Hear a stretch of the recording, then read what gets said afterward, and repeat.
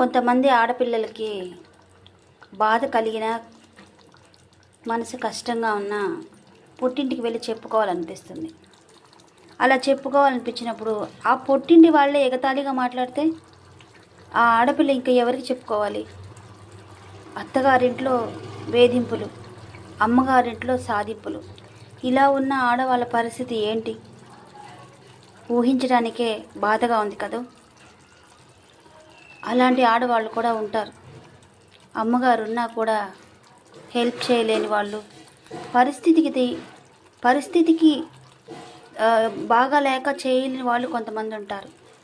పరిస్థితి బాగుండి కూడా చేయని వాళ్ళు మరికొంతమంది ఉంటారు. వాళ్ళని ఏమనుకోవాలి? ఏమనుకోలేం. ఆ ఆడపిల్ల దరిద్రం అనుకోవాలి. తను చేసిన కర్మ అనుకోవాలి. ఆడబిడ్డగా పుట్టడమే నేరం అనుకోవాలి.